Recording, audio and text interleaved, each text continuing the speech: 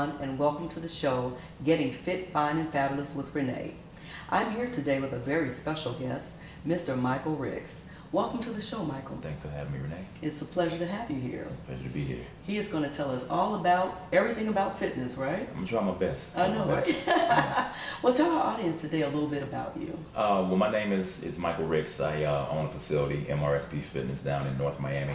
I got into that profession after playing professional football for 7 years. So, I decided that I think the fitness industry was best set for me because I'm coming from football into the fitness world and trying to, put the things that I knew from training into the general population and opening up a gym just to let people know how they should be training and, how to stay fit.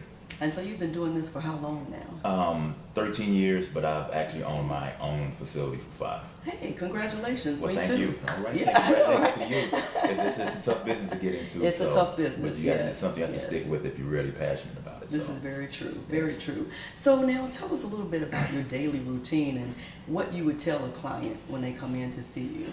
So based on my daily routine, I'm up at about 4:15 every morning. I like to plan out the workouts, that I have for my clients. I like to be really prepared when that happens. So my first class starts at 6, and usually I have clients that have certain issues with shoulders, knees, back, things like that. So I try to keep the classes anywhere from 8 to 12 people, so it's more of a personal training experience. And a lot of people come in, I just tell them to make sure that they eat, because what we try to do early in the morning is get their metabolic rate up. So if you don't have food in your system, it's going to be kind of hard to finish the workout. You get, your blood sugar drops, you get dizzy, and things like that. So I just tell people to leave whatever it is, their worries, outside before they come in, turn the phones off, come in and focus, take that whole hour that you have for yourself just to come in and get focused. And I'm not one of those boot camp type of guys that yell at you, but I'll drop subtle hints and things to you like, okay, why are you here? You have to remember why you're here, because everybody has certain issues, and then perform as a coach. Like to be a coach instead of a trainer, you have to be able to just be able to push, your clients' buttons at the right time to make them remember why they're there. Now, there are a lot of myths associated with personal trainers, and people are afraid to go in and just admit the fact that they really need one. Right. How do you, let's say if I came in and I may have had some of those issues, how would you get me to trust you enough? To trust you. Yeah. Well, I think it's more personality based, when it comes to it, because a guy, female, doesn't matter, male could be smart as a trainer or coach, but if your personality doesn't coincide with what you're doing, then it's kind of hard for somebody to train. So I think it's just more of making that person feel welcome, just not putting them into a situation where they can't really do anything. You want to make them comfortable. You don't want to go in there and beat them down and make them second guess, coming back. So the main thing is just having fun. I kind of call my gym like an adult's playground when they come in. So the first thing I always ask is, do you have any injuries? And of course, everybody says no. Right. And then once we start doing the warm up and things, I forgot to tell you I had scoliosis. I forgot I broke my ankle when I was 6. So it doesn't matter how far the injury goes back, because I've developed a keen eye of watching people, the way they walk, the way they carry themselves. And so usually I'll let them just go ahead and do the workout, but then I'll come back to them. Okay, now what's going on with your back? What's going on with your shoulder? Right. How come you can't pull yourself up properly? Or how come you're squatting a certain way? And then, it clicks in. And so, I just tell them that I'm basically like a chiropractor and physical therapist, good friend. After the fact they finish with that program, they can come see me, and then we can get them, back to wherever it is. If they need to ski, dance, whatever it is, get them fit. That sounds great. It is. That sounds. A lot of people would like to hear that. That would get me to come in, for real. Yeah. I think that a lot of people don't really know exactly what it means to be physically fit once you've been hurt. Right. And I can say that I'm one of those, because I do have some injuries, and I just keep going in spite of everything that's going on. So I think that someone like yourself that's in the field can really be a major help to people. So again, how did you get the title Mr. Fitness? Well, actually, it's an acronym. The M&R stands for Mikhael Ricks. And then Sports Performance Fitness. So I shortened it down because it would have been a big sign. That would have been so really expensive. So I call it MRSP Fitness. And the thing that's funny about it is that people will get it, mixed up with MSRP, like the manufacturer sticker rate retail price, like they're going to buy a car. So that's true. So people will say that, and can't find me, but it's just a long acronym. But I think the more that I become known in the community, I just keep that as my business name, and then come up with something that somebody can really remember. That should be your hashtag. It is. Okay, I was gonna say that should be your hashtag. It is that MRSP Finish hashtag. Yes. So so people will know. Right. Well, we will be right back. We're gonna take a quick break. All right.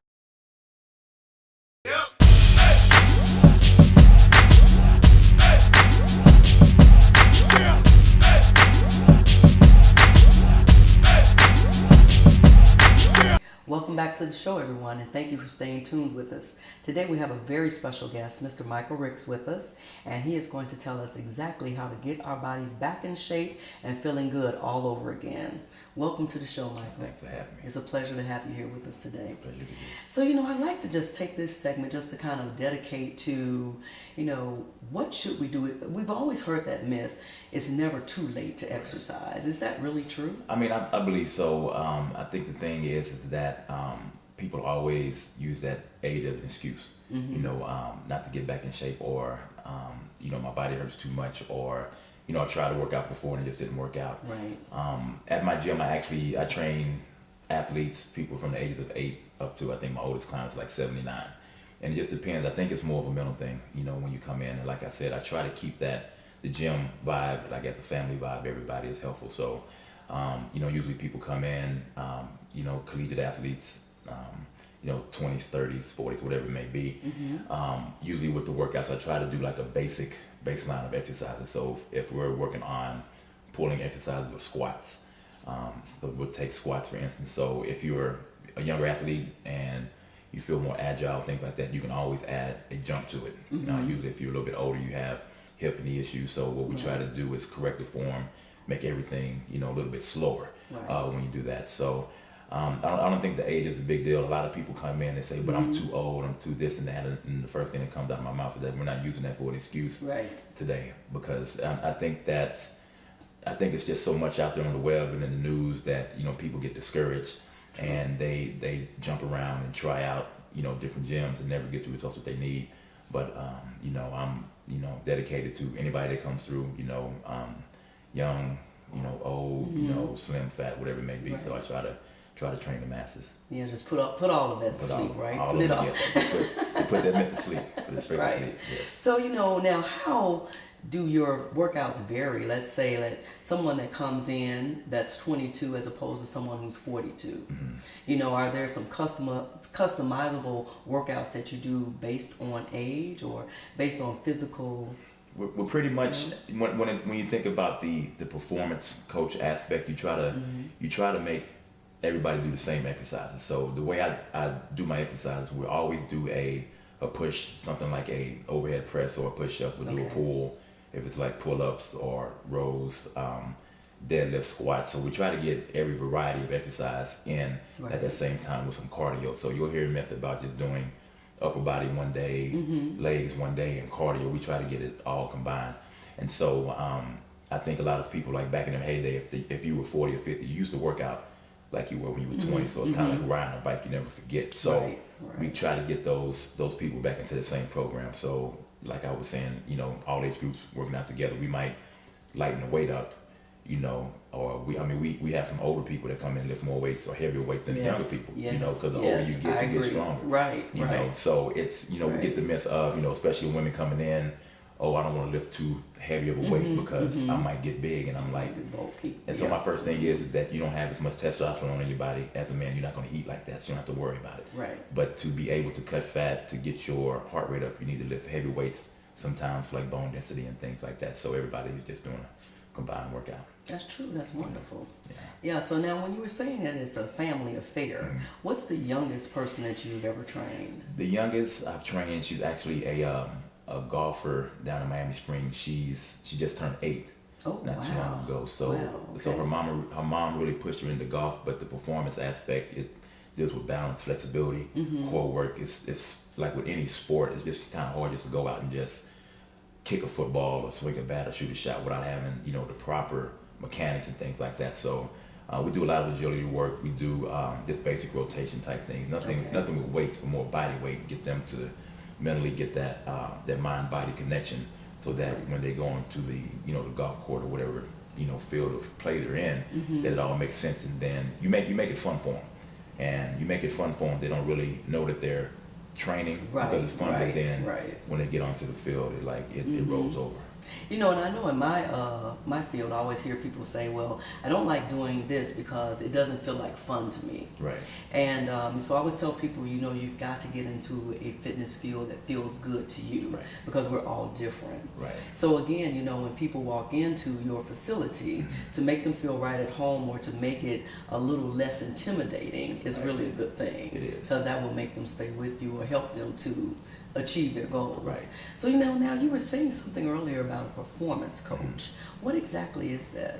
A performance, one of my big sayings is whatever you do, make sure you're built for it. Okay. So it's one of those things that if you think about, if you're driving and you have a kid in the back seat, you want to be able to physically be able to turn around and look at them. You don't want to be stiff. Or if you're walking around, as much as it rains out here in Miami, you want to make sure that your balance is there so you don't slip and fall. Or if you have to jump across a water puddle and things like that. So I try to associate a lot of the exercise and things I do based on daily life, from picking up groceries to carrying them right, to make sure people will squat. So the performance aspect, I took that from being an athlete. So if I'm a professional football player, I have to be able to make sure that my body's in tune, my conditioning there, I'm eating right, the whole thing. So as we go about doing the exercise and things like that, people are always, I want to, lose this, I want to drop weight, how do I do it? So after working out, I talk to them about nutrition and sleep and proper hydration and things like that. So it's just the overall, well-being of that performance that you get. Awesome. Thank you very much for that. Welcome. We will be right back after this station break.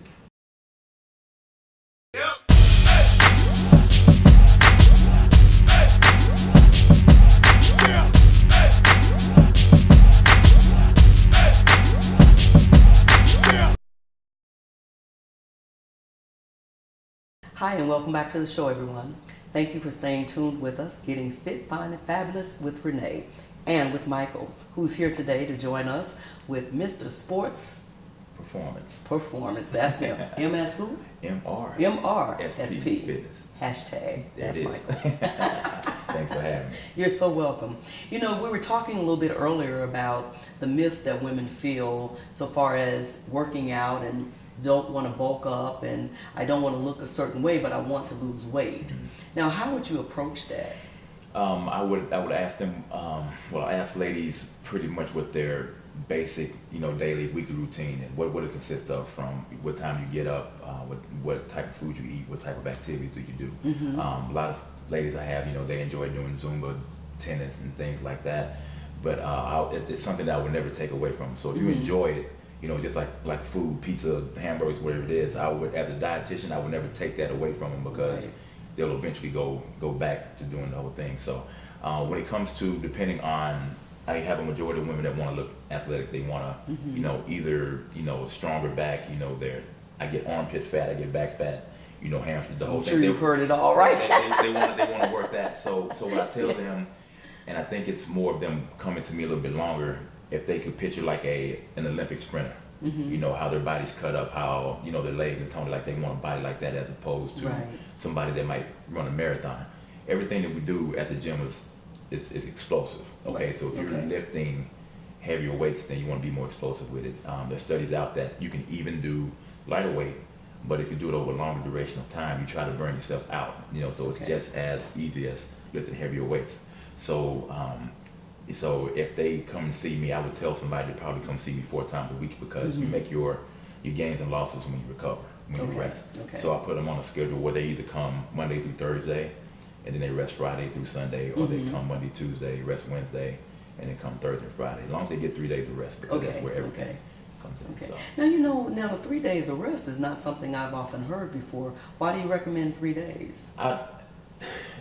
I usually use that because if I, just going back from when I played professional football, we have to make sure, finely tuned athletes, things like that. When we worked out during the off season, we had to get 4. Didn't matter how we got it. So I'm telling people, so you imagine watching football, basketball, you have to be a highly trained professional That's all we did. True. Was for. True. Because your body will happen.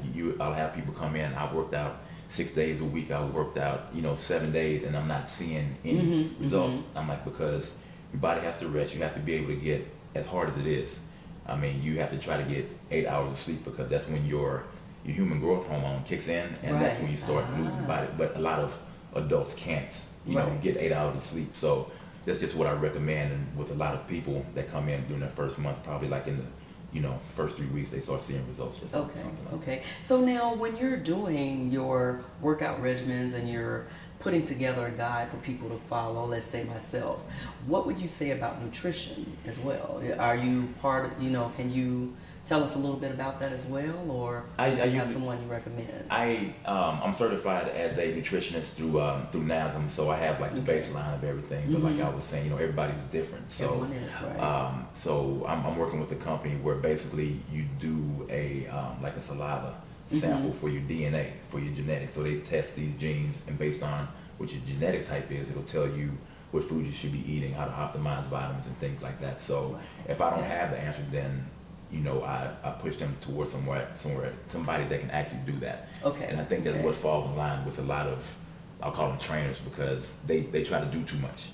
They try to do everything, and then they're not specialized in one thing. True. So I mean, as a baseline, I always tell them that for water, to stay hydrated. So the method that I use is that however much you weigh, just say if you weigh 200 pounds, you convert that to ounces, and that's how much water you should drink in a day. Okay. And when it comes to protein, because protein, if it's fish, chicken, meat, whatever if you're a vegetarian, whatever it is, it's important to get protein, because for every pound you weigh, you should have 1 gram to 1.5 grams of protein a day. Okay. So for overall muscle development, just to lean out, because a lot of people really don't take in enough protein. A lot of people actually don't eat enough. That's true. So people that's trying to lose weight, they'll probably eat 1 time a day, but the metabolic system slows down, so it's hard to maintain. The body begins to think it's starving. Yes. And then you don't lose anything. And I tell clients that all the time.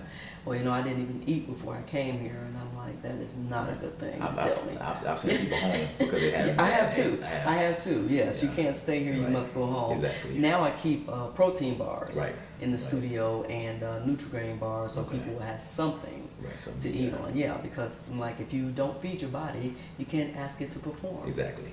So it's tough. It's kind of like one of those things that people come in, they're not used to eating, or if they do eat, then they feel like they're gonna get sick. So it's kind of like one of those. Right. Exactly. So real fast, as we're wrapping the show up this afternoon, I really want to thank you again for being here. How can our audience contact you? Well, like I said, I'm located out in North Miami. You can go to my website. It's mrspfitness.com, or you can contact me via email, info@mrspfitness.com. All right. Thank you so much for being here. Thank you for having me. Valuable information. Thank you. I love it. And good luck with the next 5, 10, 15, and 20 years. You as well. Being in the business. Thank you. All right. Thank you guys so much for joining us today, and we will see you for the next segment.